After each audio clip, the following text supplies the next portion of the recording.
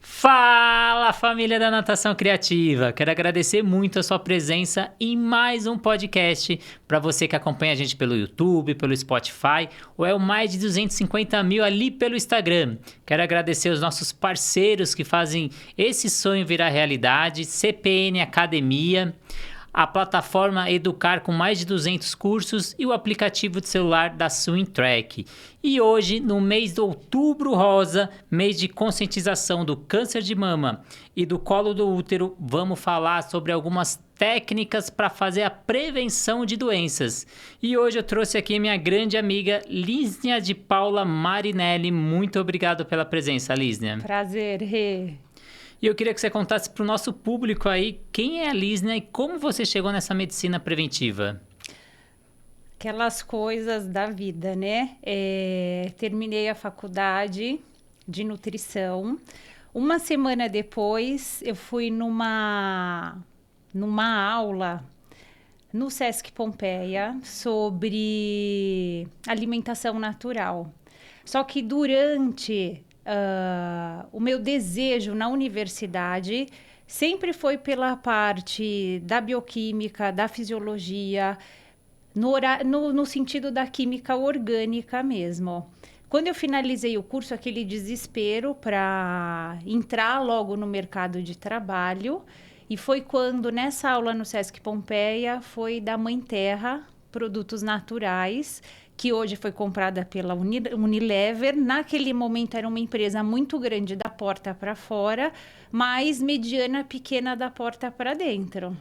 Falei, eu vou trabalhar nesse lugar. Fui na aula, mandei o meu currículo. Em uma semana, eu fui chamada para entrevista. Deu super certo e foi lá que começou esse meu cuidado, essa minha conexão com os alimentos integrais, com essa alimentação preventiva, porque foi um lugar onde eu passei por todas as partes da empresa, desenvolvimento de produto, desenvolvimento de embalagem, mas o que mais me tocava era o saque, que era o atendimento ao consumidor, que há 20 anos atrás ninguém consumia uma alimentação natural, funcional, por um estado cool, porque estava na moda, mas porque as pessoas usavam como base de tratamento. E isso fez eu escolher minha primeira pós-graduação, que foi de nutrição clínica. Então, com esse objetivo de ver, na dúvida de um consumidor, o quanto, para onde, por que o alimento ia estar fazendo esse cuidado na saúde. Aí, depois disso, eu fiz a segunda pós-graduação, que foi de nutrição funcional, que assim foi um grande divisor de águas. Tive a chance de estudar em Nova York, num centro de culinária natural, no Natural Gourmet Institute, que também foi sensacional.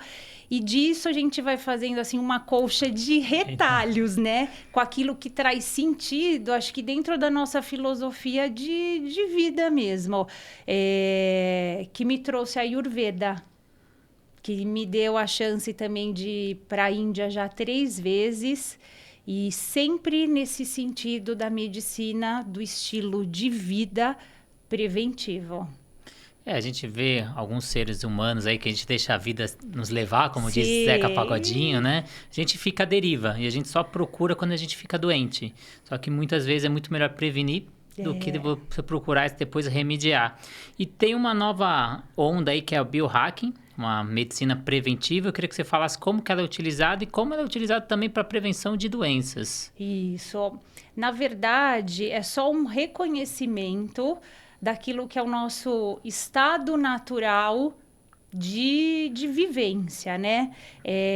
O biohacking é uma ciência que faz essa conexão de quanto você está em contato com o seu estado de presença, seja, por exemplo, num estado de respiração, no estado de mastigação, o quanto isso vai trazer de forma marcada, organizada, a modulação, por exemplo, de fatores epigenéticos dentro da sua fita do DNA. Então, por exemplo, onde a gente vê isso, né? na qualidade do sono, na alimentação, na atividade física, na resiliência ao estresse, no seu contato com um banho de sol, na condição de estar na natureza. Naturalmente, isso vai gerando marcadores onde vai refletir dentro da saúde. E que é uma condição que a gente está perdendo na nossa vida, no dia a dia. Um exemplo clássico disso. A luz do sol tem um papel assim no marcador de cortisol pela manhã, que não à toa a gente tem que colher isso estourando 8 horas da manhã num laboratório para ver o nosso nível de estresse. E isso é modulado pela luz do sol. Então, o que a gente vê? Que o paciente acorda com a casa toda fechada, bota um óculos de sol, sai sem comer nada, ou então toma um café preto, entra no carro, pega o elevador, senta numa sala, não para fazer xixi, não para tomar água, pede uma comida que vem de um delivery. Então, é um estado mecânico de sobrevivência e não de viver. E é disso que dentro da Ayurveda, do biohacking, é esse distanciamento do nosso estado de viver, da nossa natureza, que é onde se constrói as doenças. E é quase um estudo aí para você começar a entender suas potências, suas capacidades, você melhorar o foco, melhorar a autoestima. E o que ela se diferencia da medicina tradicional? Na verdade, dentro da medicina tradicional, a gente já tem... Isso deveria ser o que a medicina tradicional, somada com toda a tecnologia que hoje uma medicina tem. O que eu acho que é o grande diferencial é que o custo para você se tratar é muito barato, porque tomar o banho de sol, você organizar o seu supermercado, porque isso faz toda a diferença na qualidade da alimentação, ir num parque no final de semana e não no shopping. Eu acho que o primeiro ponto que a gente tem aí é custo, que é muito barato. O divisor de águas é que hoje acho que a população está muito imediatista, é tudo para ontem e é um processo de construção.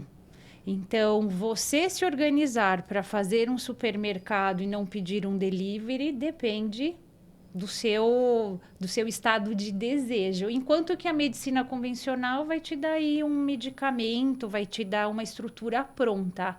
Então, você tem os dois viés. O custo é baixo, mas depende muito do seu desejo de reeducação, de se reconstruir e não de que algo ou alguém faça isso por você.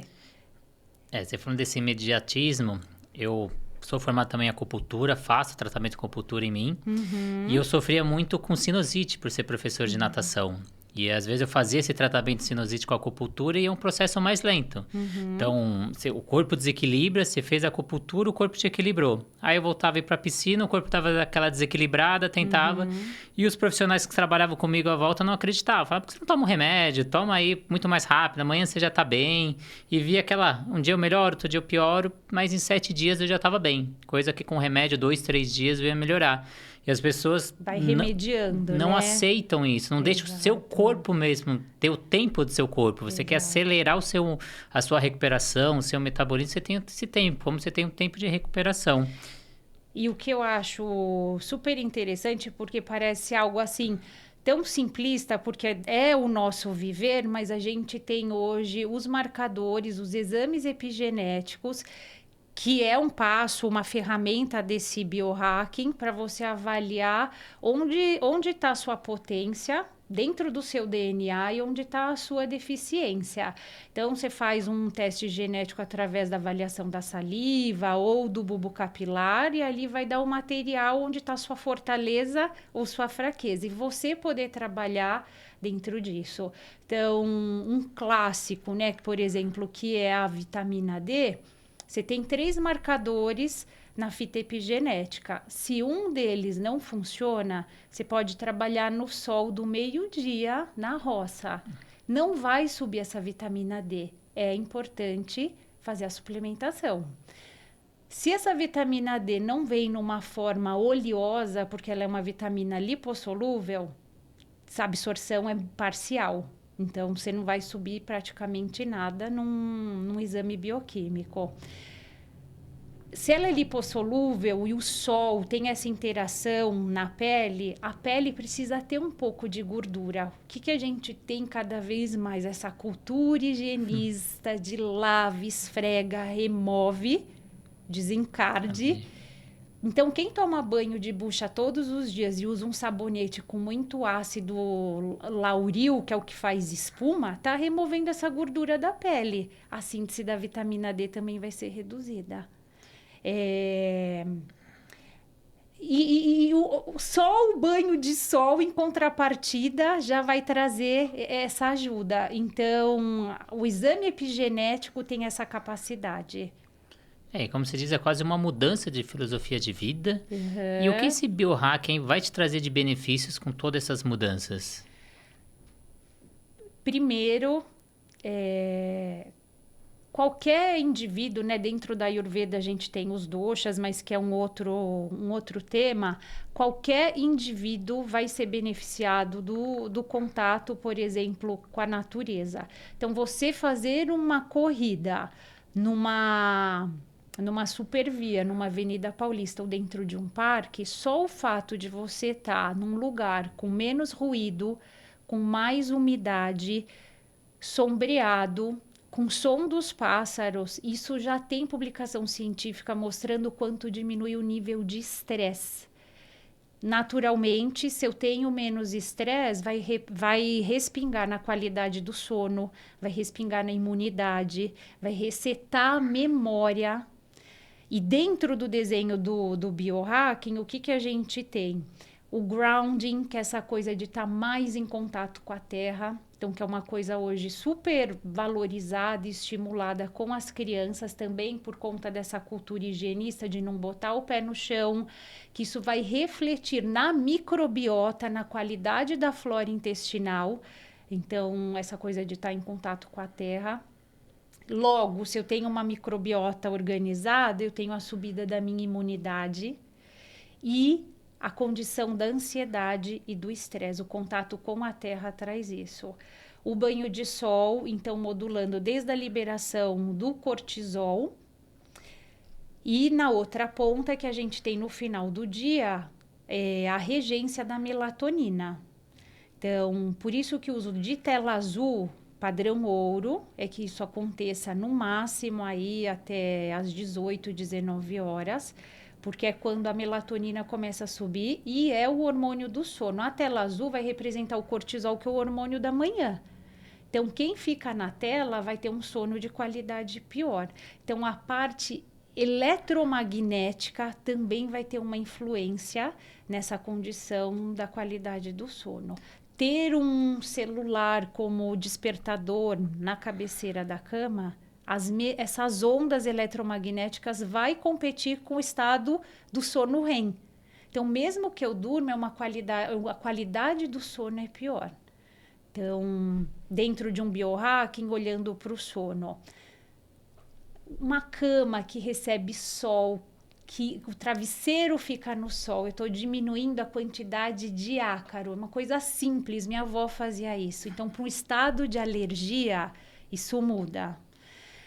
Se eu uso um óleo na sola dos pés para fazer relaxamento de sistema nervoso, se eu uso uma aromaterapia, um óleo de lavanda, seja num difusor de tomada, seja num travesseiro, me desconectar desse celular como um despertador. Se eu faço um chá, uma refeição, um jantar mais leve, essa medicina de estilo de vida vai interferir no sono, que é o pai da saúde, mais do que qualquer coisa. Mesmo sendo nutricionista, quem está na tríade da saúde é o sono. É ele que rege tudo. Memória, imunidade, foco, concentração, a energia do corpo físico para o treino do dia seguinte. Sem sono não tem saúde. A gente tem a qualidade do sono e não a quantidade. Muita gente mede a quantidade. Tenho que dormir 8 horas, tenho que dormir 9 horas. Mas, na verdade, é a qualidade que você tem desse sono. E dentro da biohack, a gente tem os nootrópicos, que aí são conhecidos substâncias para poder acelerar a ação cerebral, capaz de aumentar o foco, a atenção, memória, raciocínio. Queria que você falasse um pouquinho desses nootrópicos. Isso, a gente tem nessa categoria as plantas, que são, assim, grandes parceiras de conexão com a gente mesmo. A gente brinca que as plantas que dão no meu quintal são as plantas que eu preciso consumir, porque existe essa sinergia. Planta tem alma, planta tem vida. Então, a gente tem essa conexão. Mas, por exemplo, a gente tem as plantas que têm o efeito adaptógeno. Então, uma delas, por exemplo, é o ashwagandha, que se o indivíduo ele conversa com a glândula da adrenal. Se o indivíduo está cansado, fadigado, ela tem essa capacidade de dar energia à disposição. E se o indivíduo está irritado, nervoso, ela tem essa capacidade de falar com a glândula da adrenal. Então, é muito especial. E dentro disso, quando eu uso uma planta, uma erva para um chá, seja um jatamansi, que é a valeriana, um mulungu, ou simplesmente um chá de melissa, isso tem uma capacidade de modular o sistema nervoso, por exemplo, na ansiedade. Então, o medicamento é sensacional, importantíssimo, mas antes de eu chegar nele, eu vou tentar um chá, eu vou tentar uma tintura daquela planta, eu vou tentar aquela planta no comprimido. Quando nada disso mais gerou recurso, aí eu mergulho dentro do medicamento. Sim. Porque quando a doença está construída, é o medicamento que vai dar conta da história. Quando a gente quer a profilaxia, a prevenção, que é esse estado que a gente está conversando aqui, é onde a gente consegue agir assim com 100% de eficácia. A gente não está aqui para definir o que é certo, o que é errado, né? Sim. Mas trazer uma nova visão. Então, principalmente a visão para prevenção. E se a gente falar ali pela medicina tradicional, ela está muito focada no conserto, na resolução. A gente lida bem com doenças. Sim. Então, se for para qualquer médico, qualquer especialista, ele lida bem. Mas e lidar bem com essa prevenção? Porque a gente chega no médico, às vezes, saudável, o médico sabe nem o que fazer, né? Então, o que fazer com essa pessoa? Tá aqui por quê? O que você procura? Sim. E muita gente acha que fazer o check-up todo ano é fazer prevenção. E não é fazer uma prevenção. Você está só querendo achar alguma coisa. Exato. Então, como você vê a medicina hoje tradicional com essa medicina preventiva? Você acha que eles estão preparados? Eu acho que a medicina em si está até mais preparada do que o próprio paciente. Eu acho que o paciente hoje é a grande resistência em fazer a profilaxia, a prevenção, porque demanda vontade, demanda organização, demanda tempo. Então, a gente cai no que foi o início da conversa, que é o imediatismo. Então, eu prefiro fazer uso de um omeprazol para tratar uma gastrite do que experimentar antes um chá de espinheira santa associado à guaçatonga. E o médico, por vezes, tem esse recurso, tem conhecimento, mas o paciente não tem ele não quer esse tempo. Então, eu acredito que é mais... E a gente tem a divergência do sistema, né? Porque uma vez também que você usa um chá e não usa um medicamento, você está mexendo em toda a economia do sistema. Então, tem esse viés também. Eu acho que a medicina, imagina, hoje o que a gente tem de cirurgias feitas por robótica, a tecnologia está de ponta. É algo que está aí, mas eu acho que depende mais da adesão, do desejo do próprio paciente. E eu queria que você falasse o papel aí das plantas, das ervas, na manutenção aí, na prevenção da saúde. Eu utilizo muito essas ervas, né? Então, segundo a filosofia oriental, que eu sigo muito, eu tenho aqueles meus chás tradicionais, e dependendo da fase ali, eu mudo um pouco do chá. Queria até que você desse umas dicas aí para o mal do século, né? Que é a ansiedade, a depressão. Como a gente pode fazer o uso dessas ervas e plantas? Tem algo que é super respeitado dentro da Ayurveda, que é a sazonalidade dos alimentos. Então, na primavera, a gente tem um grupo de plantas, no inverno, no verão. E isso está em sinergismo com aquilo que a gente precisa. Então, por exemplo, agora é um momento que começa a florescer os hibiscos, que é uma planta de natureza refrescante e também diurético, num momento onde a gente faz muito edema e retenção de líquido. Mulher tem isso com bastante clareza. Camomila é uma planta dessa estação. Então, de novo, as flores na estação de flor. Então, entrando nessa sinergia. No mood aí, na condição que você falou da ansiedade, o chá de melissa, ele tá aí nas RDCs da Anvisa como um chá que pode acontecer para um bebê, para um idoso, para uma lactente, trabalhando a ansiedade sem deixar o indivíduo pesado, chumbado, letárgico para um dia de trabalho. Posso usar isso na forma de folha, posso usar isso na forma de tintura. Para o sono, junto disso, posso usar também uma camomila, erva cidreira. E para o sono mesmo, em condições de insônia, a gente tem com muita efetividade o chá de mulungu, que tem o efeito primário de ser um vasodilatador das vias aéreas. Então, paciente com asma, e isso tem uma relação, porque se o pulmão funciona melhor durante a madrugada, num estado que eu não tenho vigília, que eu estou relaxado, por tabela, um pulmão funcionando melhor, eu oxigeno mais o sistema nervoso, que vai melhorar a qualidade do sono. E a gente tem também a erva de São João, que é a valeriana, que é a mais hard, assim, para qualidade de insônia. E você começou falando aí da Ayurveda, e eu queria que você falasse dessa medicina do equilíbrio também, como ela pode auxiliar nesse dia a dia na prevenção? Na Ayurveda, o biohacking é o nosso estado de viver, né? A Ayurveda é a ciência que estuda o viver. Então, quando eu me conecto com o alimento daquela estação, por exemplo, agora é um momento de alcachofra. A alcachofra tem uma natureza de sabor amargo e adstringente. É o sabor que eu preciso consumir na primavera, verão, porque isso vai ter relação com perda de peso. E a melhor estação, por exemplo, para perder peso é primavera, verão, porque eu tenho a oferta dos elementos amargos e adstringentes. Então, por exemplo, o jiló é um alimento que dá nessa estação, ele vai ter essa relação aí com a perda de peso. Se a gente for olhar para o desenho das cores, durante o verão, quanto mais eu uso vermelho, amarelo, são cores de aquecimento. Então, isso vai aumentar a irritação, que é uma característica do humor de primavera, verão. Enquanto no inverno eu tenho mais embotamento mental, recolhimento, mais apatia, primavera, verão é o oposto disso. Então, a Ayurveda fala disso, dessa conexão, desse comportamento respeitando o estado do planeta, o movimento orgânico mesmo dentro, por exemplo, desse que é chamado de Ritucharya, que são as estações. Então, agora que é verão, quanto mais primavera, né? Primavera, verão, branco, azul, verde, isso vai interferir no meu estado de humor.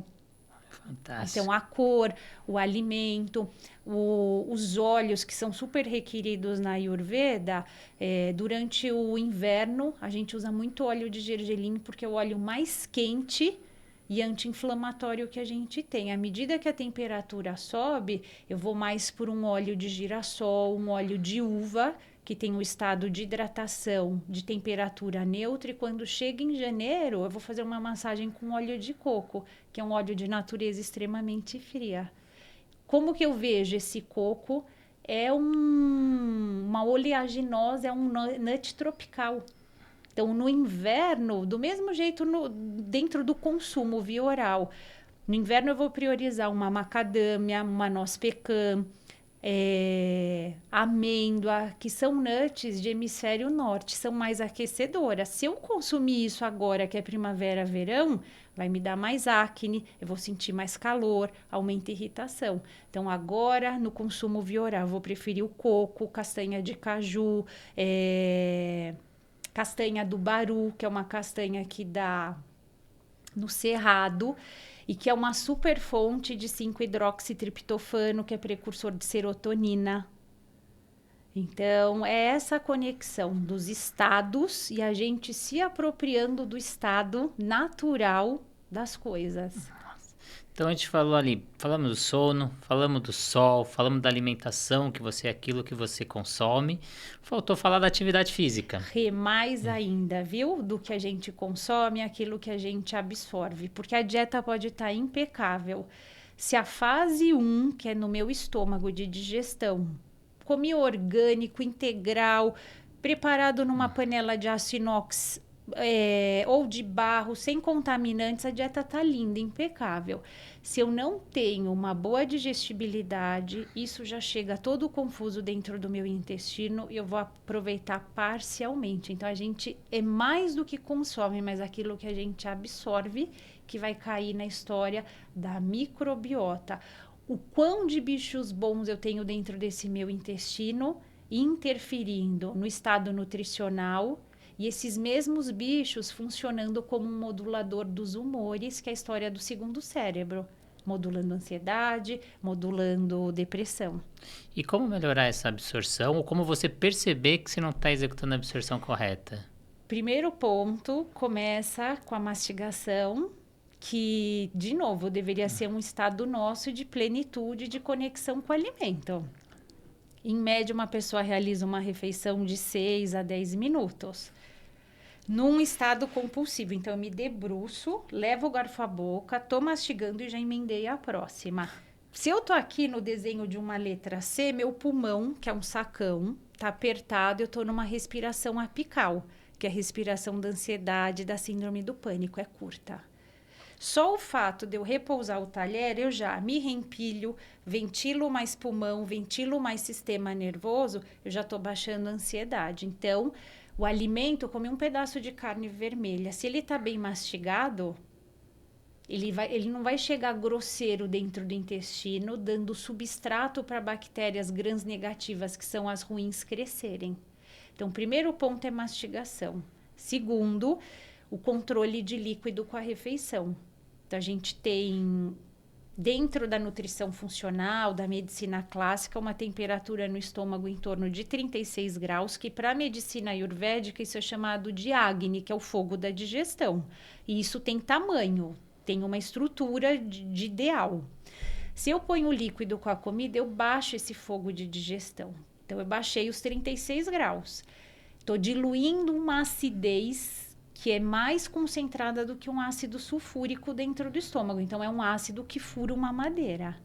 Então, por tabela, azia, refluxo, arrotos, queimação. Já são aí os primeiros sinais de que essa absorção não está boa.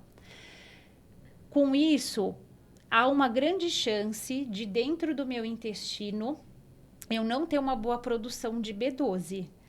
Hoje, de cada 10 pacientes, mesmo que carnívoros, 8 estão com um pezinho na anemia. Porque quem estimula a produção de B12 dentro do intestino? O consumo de vegetais verdes escuros, as folhas. Então, as folhas dão substrato de fermentação para esses bichos crescerem e fazer B12. O segundo ponto tem relação com o glifosato, que é o agrotóxico hoje mais usado na lavoura, que detona a produção de B12 dentro do intestino. Se eu uso um antiácido para corrigir uma gastrite, também estou acabando com essa B12. Então, aí eu perco essa sinalização de estado de nutrição. E daí eu venho numa cadeia. Se eu tenho pouca B12, eu não formo serotonina. Me dá alegria, disposição, me põe para fora. Se eu não faço serotonina, eu não faço a melatonina, que é o hormônio do sono. Não vou dormir. No outro dia, eu tô com ressaca da vida. Não tem tesão, então, né? O que a gente chama de ódias para tocar o dia seguinte. Sim. E para a gente finalizar, eu queria que você falasse a importância da atividade física, que é o único ponto que faltou aí para a gente falar dessa prevenção. Você até começou no início falando da importância da atividade física em ambiente externo, contato com a natureza, porque hoje em dia a gente fica muito nessa selva de pedra fazendo atividade física dentro da academia, ar-condicionado, que a gente não equilibra a temperatura. Queria que você falasse da importância da atividade física e até o local onde a gente executa, né? Sim. Eu acho...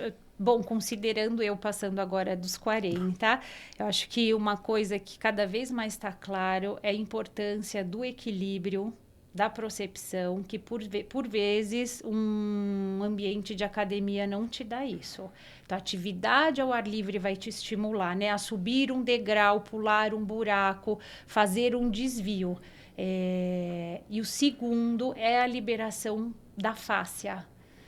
A liberação miofacial, seja através da massagem, de um alongamento específico, de uma fisioterapia direcionada, te dando abertura, amplitude num momento da vida onde a tendência é o ressecamento dos tecidos. Então, a gente começa com as crepitações, com os barulhos de articulação, principalmente outono e inverno, que isso é um péssimo sinal. A perda da postura, então a gente vai ficando mais curvadinho. Então, é essa abertura, né? Cada vez mais essa conta de 4 vezes por semana a 5 vezes por semana para melhorar os exames bioquímicos é importantíssimo. Entender que o músculo vai ter relação não só com força, mas com imunidade. A gente viu isso na pandemia. Um paciente de UTI com músculo tem uma recuperação de 3 a 4 dias de saída de UTI, diferente de um paciente que não tem massa magra. Cada vez mais o músculo de coxa anterior tendo relação com prevenção à demência senil, músculo grande que manda muito sangue para o sistema nervoso. Então, são duas coisas que precisam caminhar juntas, né? A estrutura da musculatura associada com o alongamento, o equilíbrio. Essa mesma condição de musculação trazendo aí também a estrutura de osso, passando dos 40 anos, principalmente as mulheres, tem essa queda de estrógeno que vai piorar essa massa óssea. E eu acho que também não dá para abrir mão do mental, seja através de uma, que nem é dentro da atividade física, mas dentro da qualidade de vida, né? Seja a yoga, a meditação, um tai chi, onde você possa se concentrar em mais algo natural, instintivo que a gente está perdendo, que é o estado de respiração. Então, a gente não respira, a respiração é muito curta, a gente usa em média aí, talvez 50%, 60% de um pulmão, que é onde está a base do controle da ansiedade. Então, isso está desde os textos clássicos da Ayurveda, vai fazer 4, 5 mil anos, ou dentro hoje de uma publicação científica, né? Uma meditação não é acho que. Isso está comprovado cientificamente, esse poder que tem sobre a mente. E tem aquela famosa, a meditação não é para mim, eu não consigo. E não tem isso, né? Meditação é para todos, né? Sim. Basta você querer. Então, é um estágio, é que a gente já quer chegar no último estágio. A gente nem começou e você já acha que você vai conseguir chegar no último estágio. São passos a passos, são processos, né? E essa postura, só da gente estar aqui soltando o talher na refeição, isso já é um estado meditativo. Porque quando você solta o talher, você não vai se conectar com a próxima garfada, mas você já vai acessar, por exemplo, um pouco mais do sabor, da textura, do cheiro do alimento. E isso é estar no estado presente, que é a meditação. Então, a gente não precisa ir tão longe. Eu não consigo sentar 5, 10 minutos por dia. Tá tudo bem, mas na hora que eu estiver lavando louça, eu vou lavar a louça pensando na gordura, no tanto de sabão que eu estou usando, é fazer no estado de presença. E não tá ali lavando a louça pensando que eu já tenho outra atividade para resolver. Então, é fazer as coisas no estado de presença. Isso já é meditação. Lízia, eu queria agradecer muito a sua presença, agradecer essa entrevista, foi formidável para a gente ficar horas aqui falando sobre isso.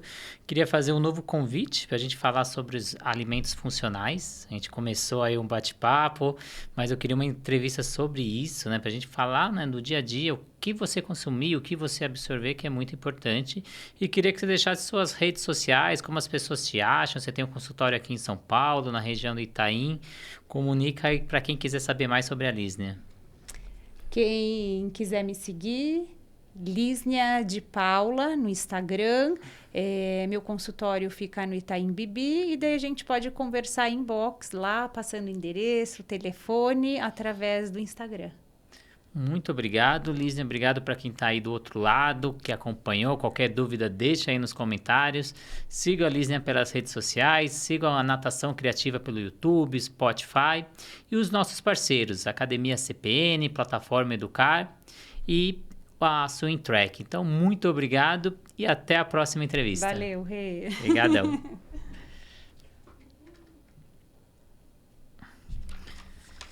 E aí, foi bom, hein? Gostei.